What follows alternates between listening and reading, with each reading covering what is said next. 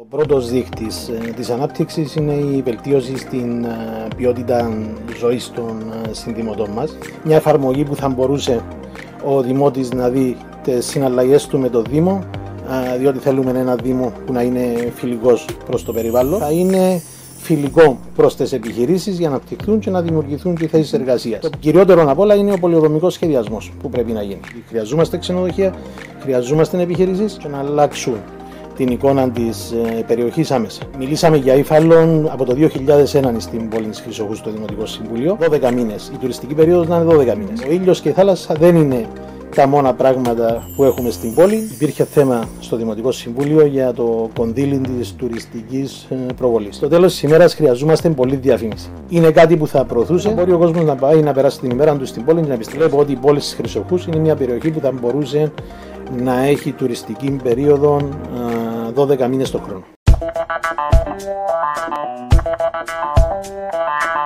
Κυρίες και κύριοι, χαίρετε. Καλωσορίζουμε τον κύριο Χρήσταθο Παφίτη, τον υποψήφιο Δημοτικό Σύμβουλο με τον ανεξάρτητο συνδυασμό στον Δήμο Πόλεως Χρυσοχούς. Κύριε Παφίτη, καλώς ήρθατε. Τι πιστεύετε ότι πρέπει να γίνει στο νέο Δήμο Πόλεως Χρυσοχούς? Καλώς σας βρήκα. Πρώτα απ' όλα, ο πρώτος δείκτης της ανάπτυξης είναι η βελτίωση στην ποιότητα ζωής των συνδημοτών μας. Τούτον συνεπάγεται τις κατάλληλες υποδομές και υπηρεσίες από μεριάς του Δήμου για τη βελτίωση και την χρήση των τεχνολογιών των υφιστάμενων που δεν γίνεται μέχρι τώρα. Παραδείγματος χάρη είναι μια εφαρμογή που θα μπορούσε ο Δημότης να δει τις συναλλαγές του με το Δήμο και να μπορεί να ανεβάζει τα παράπονα του με κάποιες φωτογραφίες και να μπορεί να βλέπει, να ακολουθά το παράπονο του, σε ποιο στάδιο βρίσκεται, σε ποια υπηρεσία, ούτως ώστε να μην χρειάζεται να παρακαλάσει εισαγωγικά τον οποιοδήποτε μέλος του Δημοτικού Συμβουλίου για να βρει το δίκαιο του. Είναι δουλειά των υπηρεσιών τα περισσότερα. Εκείνα που χρειάζονται απόφαση σίγουρα θα περνούν από το Δημοτικό Συμβούλιο, αλλά η χρήση της τεχνολογίας θα ευκόλυνε πάρα πολύ τους συνδημότες μας και στην καθημερινότητα τους με το Δήμο.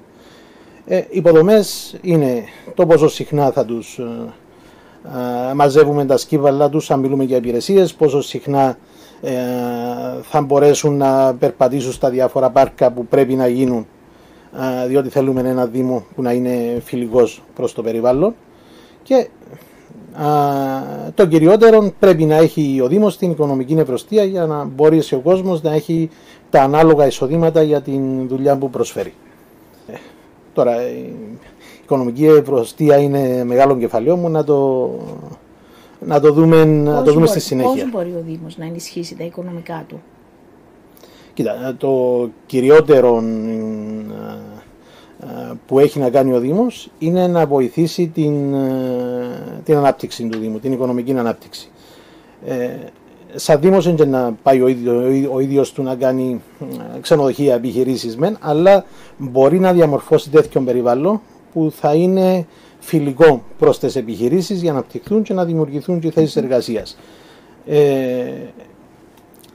Το κυριότερο απ' όλα είναι ο πολυοδομικός σχεδιασμός που πρέπει να γίνει. Ακούσαμε κατά καιρούς διάφορα. Πράγματι, αναθεώρηση του τοπικού σχεδίου έχει πάρα πολλά χρόνια να γίνει, όμως ο Δήμος θα πρέπει να κάνει το σχεδιασμό του, να προσλάβει μελετητές οι οποίοι θα λάβουν υπόψη και τις ιδιαιτερότητες της περιοχής Natura και οποιασδήποτε άλλους περιορισμούς έχουν βάλει, και να ζητήσει τους κατάλληλους συντελεστές για την ανάπτυξη της περιοχής. Αντιλαμβάνεστε, ένα ξενοδοχείο δεν είναι βιώσιμο με έναν μικρό αριθμό κλινών. Άρα οι συντελεστές εκεί που θα επιτραπεί η ανάπτυξη πρέπει να είναι σωστοί. Πολλές φορές είναι παρεξηγημένο και τούτον κάποιες αντιπαραθέσεις με τους οικολόγους, δηλαδή σε ζώνες ανάπτυξης για τις χελώνες που έχουμε και μιλούμε, φωνάζουν οι οικολόγοι. Κάποια πράγματα είναι πολύ απλά. Δηλαδή, ο φωτισμός, παραδείγματος χάρη, είναι ένας όρος που βάλει είναι η υπηρεσία περιβάλλοντος, είναι να βλέπει προς τη ξηρά αντί προς τη θάλασσα. Κάτι που δεν εμποδίζει την οποιαδήποτε ανάπτυξη. Είναι τη νύχτα τα κρεβατάκια πάνω στις παραλίες που γεννούν οι χελώνες, θα πρέπει να στιβάζονται αναδιάδες, να μένουν απλωμένα για να υπάρχει χώρος να περνούν. Οπότε με το σωστό μελέτη και σχεδιασμό και τα σωστά επιχειρήματα να είναι τεκμηριωμένα ότι ζητούμε, πρέπει να ζητήσουμε τους κατάλληλους συντελεστές για ανάπτυξη, διότι χρειαζόμαστε ξενοδοχεία, χρειαζόμαστε επιχειρήσεις και δευτερογενή τομέα, όχι μόνο το κομμάτι του τουρισμού που είναι το κυριότερο, αλλά μιλώντας και για ακόμα και βιοτεχνίες. Έχουμε ορισμένες βιοτεχνίες στην περιοχή που από ό,τι γνωρίζω και μπράβο στους επιχειρηματίες εξυπηρετούν ολόκληρη την Κύπρο. Άρα πρέπει να γίνουν οι κατάλληλες ζώνες βιοτεχνικές που θα μπορέσει να εξυπηρετήσει κάποιες επιχειρήσεις που έχουμε στην περιοχή και να μεγαλώσουν, να έρθουν και νέες. Υπάρχουν οι κατάλληλες υποδομές στην περιοχή για να στηριχθούν όλα αυτά, κύριε Παφίτη? Κοίτα, υπάρχουν υποδομές που είναι μεγάλες, ακριβές και χρονοβόρες, όπως είναι παραδείγματος χάρη ο δρόμος Πόλης Πάφου. Υπάρχουν μικρά και φτηνά πράγματα που μπορεί να γίνουν και να αλλάξουν την εικόνα της περιοχής άμεσα. Παραδείγματος χάρη, ένας πόρος που θα μπορούσε να αλλάξει άμεσα την ανάπτυξη στην περιοχή είναι τα ειδικά ενδιαφέροντα, κάτι που προς το παρόν δεν έδωσαμε πολύ σημασία. Είτε είναι ορειβασία, πεζοπορία, καταδυτικός τουρισμός. Μιλήσαμε για Ήφαλλον από το 2001 στην πόλη της Χρυσοχού στο Δημοτικό Συμβούλιο. Ακόμα δεν έγινε κάτι. Έχουμε κάποια μονοπάτια μελέτης της φύσης, τα οποία όμως δεν έχουν συνοχή για να μπορεί κάποιος τουριστικός πράκτορας που εξειδικεύεται να φέρει κόσμο και να έχει μία εβδομάδα να κάνει πρόγραμμα για να μπορέσει να φέρει εκείνο το είδος τουρισμού. Είτε είναι ποδηλασίες ή οτιδήποτε άλλο, να μην επεκταθούμε όμως στο τέλος της ημέρας. Τούτον το είδος, τα ειδικά ενδιαφέροντα, είναι ο τουρισμός που μπορεί να κάνει η περιοχή μας να έχει τουρισμό 12 μήνες. Η τουριστική περίοδος να είναι 12 μήνες. Ένα παράδειγμα, έκανα μία μελέτη βιωσιμότητας κάποιου πελάτη τελευταίως στη Λόφου και μέσα στο ερωτηματολόγιο που πήρα ήταν και ποιο είναι το high season σας, πότε είναι η περίοδος.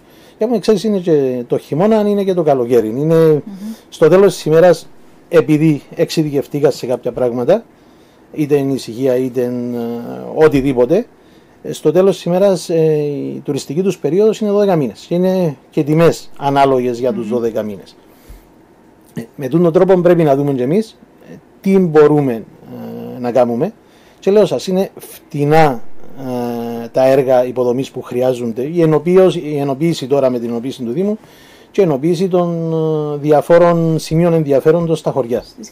Είτε θα είναι κάποια επιχορήγηση σε κάποια ιδιωτική εταιρεία που να τα ενώσει, είτε θα είναι πεζόδρομοι, είτε θα είναι οτιδήποτε. Αλλά πρέπει να γίνει μια μελέτη, δεν είμαι ειδικός, είναι η δουλειά μου, αλλά ξέρω ότι υπάρχει ανάγκη και πρέπει να γίνει κάτι για να δώσουμε δραστηριότητες στους επισκέπτες, διότι ο ήλιος και η θάλασσα δεν είναι τα μόνα πράγματα που έχουμε στην πόλη και ίσως να μην είναι και το τομέας που υπερτερούμε εναντί των υπολείπων. Έχουν και αλλού παραλίες, έχουν και αλλού άμμον, αλλά δεν πρέπει να είναι το α και το μέγα για μας. Ο ήλιος και η θάλασσα είναι έναν από τα πολλά που έχουμε. Έχουμε άλλα στοιχεία που δεν μπορείς να τα βρεις σε οποιαδήποτε άλλη περιοχή της Κύπρου. Έχετε και τον περίφημο κατασκηνωτικό χώρο στην πόλη Χρυσοχούς, ο οποίος περνά τη δικιά του, έτσι αν μπορούμε να την πούμε, ιστορία. Τι πιστεύετε ότι πρέπει να γίνει στο συγκεκριμένο χώρο? Κοίτα, ό,τι αντιλαμβάνουμε, το Δημοτικό Συμβούλιο είχε μια παρουσίαση, ο Δήμος είχε μια παρουσίαση πριν λίγες μέρες, επέρασε επιτέλους στα χέρια του Δήμου και είναι λυπηρό, γιατί ακόμα και την Ιστάτην υπήρχαν φωνές για συνέχιση της απόφασης με την δικαστική νοδό, στη δικαστική νοδό, ενώ ο Χρήστης ήρθε και είπε μας ότι αποδέχουμε μέσω του δικαστηρίου σαν απόφαση ό,τι ζητάτε και να σας παραδώσω τα κλειδιά σήμερα, κάποιοι δημοτικοί σύμβουλοι για κομματικές σκοπιμότητες και να μην περάσει ο Δήμος στα χέρια του Δήμου, ο κατασκηνωτικός χώρος στα χέρια του Δήμου πριν τις εκλογές, φέραν κολλήματα, ευτυχώς ήταν η μειοψηφία και επιτέλους επέρασε ο χώρος. Τώρα το μόνο που μένει είναι να βγουν οι προσφορές και να βρεθεί ο στρατηγικός επενδυτής, διότι Θεωρώ μεγάλο λάθος να κάνει δάνειο ο Δήμος 2-3 εκατομμύρια για να διαμορφώσει τον χώρο και να νοικιάσει. Πρέπει να βρεθεί ο επενδυτής, ο οποίος θα διαμορφώσει τον χώρο βάσει των σχεδίων που έχουμε, να τον λειτουργήσει για να τον. Αντιλαμβάνεστε, όταν εξοδέψεις 2-3 εκατομμύρια να το κάνεις, είναι πολύ διαφορετικός ο τρόπος που θα χειρίζεσαι και θα προωθάς τον χώρο εκείνο. Μέχρι τότε όμως ο χώρος αυτός θα πρέπει να ανοίξει, θα πρέπει να γίνει κάτι ούτως ώστε οι λάτρεις του κατασκηνωτικού τουρισμού να συνεχίσουν να τον επισκέπτονται, να μην χάσει αυτόν τον κόσμο η πόλη Χρυσοχούς. Οι λάτρεις αυτού του είδους τουρισμού να πρέπει να κάνουν υπομονή. Έχουμε και άλλους κατασκηνωτικούς χώρους στην περιοχή, όχι στο Δήμο, αλλά έχουμε στο νέο χωριό άλλον κατασκηνωτικό χώρο. Είναι θέμα ασφάλειας. Και για τον αντιλαμβάνεστε, όταν δεν υπάρχει πυρόσβεση, όταν δεν υπάρχουν ναυαγοσώστες, όταν δεν υπάρχουν υπηρεσίες, να βάλω τον οποιοδήποτε μέσα στον κατασκηνωτικό χώρο είναι εκτός συζήτησης. Τώρα η παραλία, από ό,τι αντιλαμβάνομαι, έχει πρόσβαση, οποιοδήποτε μπορεί να περπατήσει για να πάει. Μάλιστα. Η πόλη Χρυσοχούς δέχεται αρκετών τουρισμών. Πιστεύετε ότι γίνεται η κατάλληλη προβολή ή πρέπει να ενισχυθεί και η προβολή της προς τα έξω για να προσελκύσει περισσότερον κόσμο, ή ντόπιους ή ακόμη και ξένους? Προβολή γίνεται με νύχια και με δόντια τώρα προς το παρόν. Για παράδειγμα, υπήρχε πρόταση στο Δημοτικό Συμβούλιο πρόσφατα πριν 1-2 μήνες για κονδύλι για την τουριστική προβολή.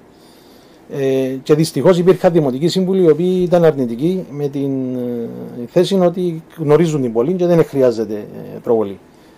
Για το όνομα του Θεού, μια επιχείρηση ιδιωτική μπορεί να ξοδεύει δεκάδες χιλιάδες για την προβολή της και είναι κάτι που χρειάζεται η πόλη, διότι ξέρεις, ο τρόπος προσέλκυσης κάποιου είναι είτε διότι πήγε σε έναν τουριστικό πράκτορα οι οποίοι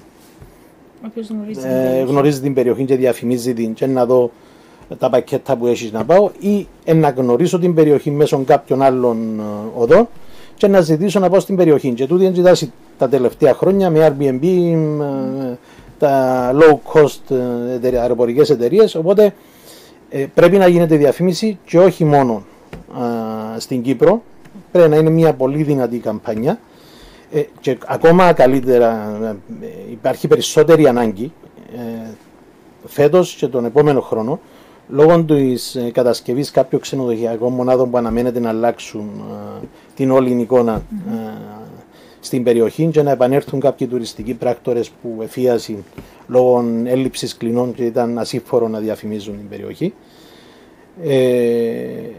Θα μπορούσε η πόλη να έχει επισκέπτες από ημερήσιους επισκέπτες που εμπάφουν, οι οποίοι να έρθουν να κάνουν τον μπάνιο τους, να φαν, να δουν τι έχουν να δουν τα σημεία ενδιαφέροντος και αποχωρήσουν. Και δεν μιλώ μόνο για τουρίστες.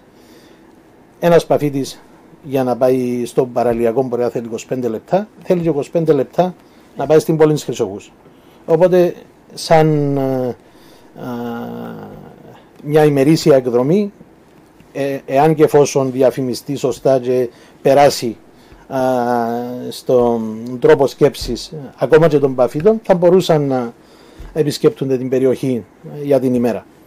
Είναι κάτι που θα προωθούσε.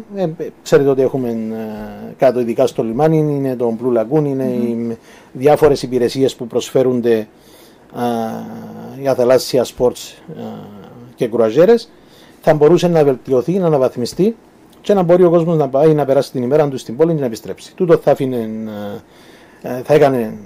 θα κάλυπτε το κενό βασικά στις επιχειρήσεις, είτε είναι εστιατόρια, είτε είναι καφέ, είτε είναι παραλίες, οτιδήποτε άλλο. Ποιες κατά τη γνώμη σας είναι οι προοπτικές ανάπτυξης της περιοχής σας, κύριε Παφίτη? Κοίτα, βασίζει τον προηγούμενο που είπα για τα ειδικά ενδιαφέροντα, θα πρέπει να γίνει έναν σωστό SWOT ανάλυσης, να δούμε τις αδυναμίες μας, τις δυνατότητες μας, να δούμε το εξωτερικό περιβάλλον, τι κινδύνους έχουμε, τι ευκαιρίες έχει, να γίνει μια σωστή αξιολόγηση και να επικεντρωθούμε, να στοχεύσουμε τα δυνατά σημεία. Βλέπω ότι η πόλη της Χρυσοχούς είναι μια περιοχή που θα μπορούσε να έχει τουριστική περίοδο 12 μήνες το χρόνο και όχι να περιοριζόμαστε τα τελευταία χρόνια σε 2 μήνες το καλοκαίρι και κάποια τριήμερα το Πάσχα είτε είναι Δευτέρα της Καθαράς είτε είναι Δευτέρα και να περιμένει ο κόσμος να δει αν έχει σύννεφα ή αν δεν έχει, για να ξέρει αν θα πιάσει κόσμο ή όχι.